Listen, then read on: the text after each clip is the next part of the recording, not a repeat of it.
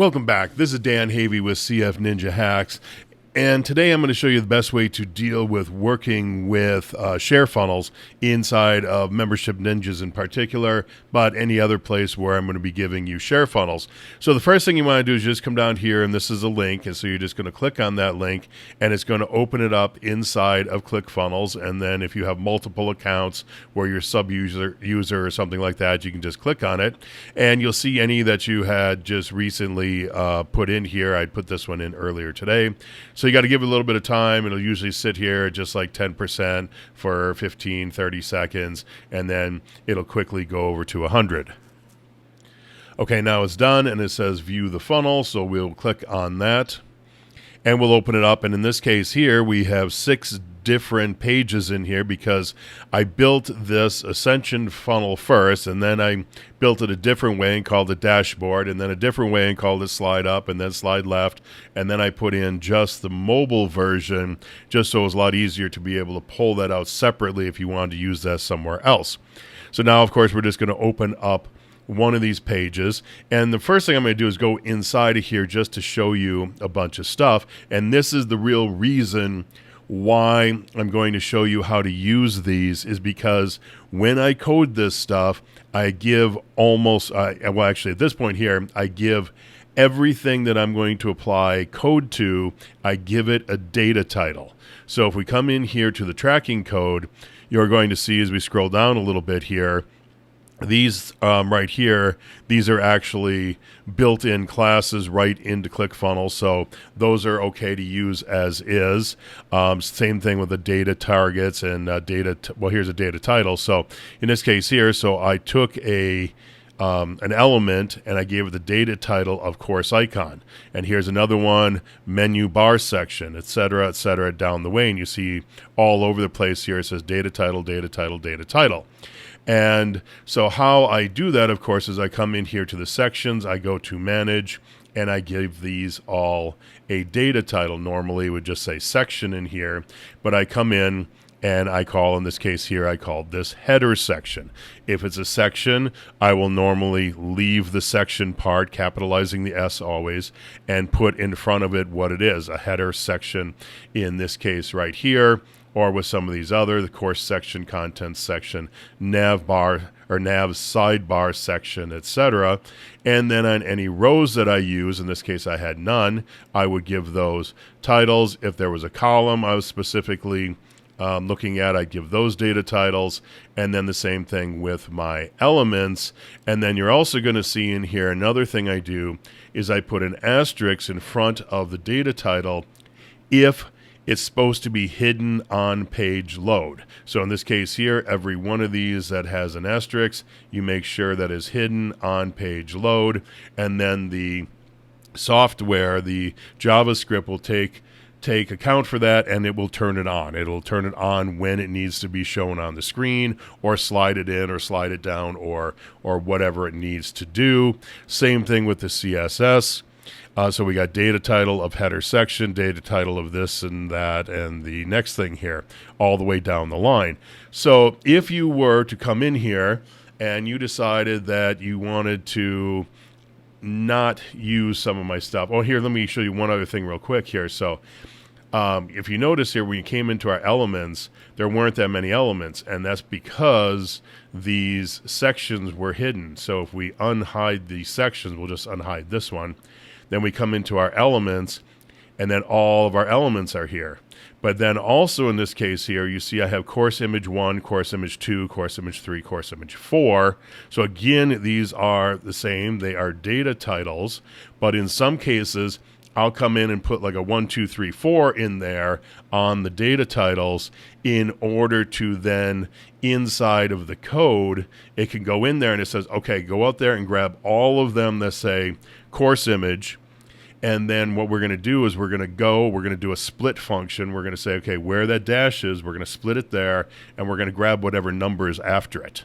And we're going to use that number for something. So number 1 might represent one box, 2 is a different box, 3 is a different box. It could be different links. It could be different anything. So it's very important that you get all these data titles right. So now if you were to come in here and you were to decide, oh, well, I'm just going to kind of rebuild this thing myself and then apply the code, there's no way it's going to work because the code is targeting specific elements with specific data titles. So the simplest thing to do is just take what I give you and as one big chunk, one page, and just move it into your funnel. So the way I suggest you do it is simply like this. So let's back out of here. We will leave this. Don't want to save any of the changes. And what I would do in this case is I would first off, what you want to do is anytime you download one of my share funnels like this, make yourself a folder and save it to that folder. So this is the one that we just came into, right? Maybe not. Let's go down here. No, that isn't the one. So this must be it right here.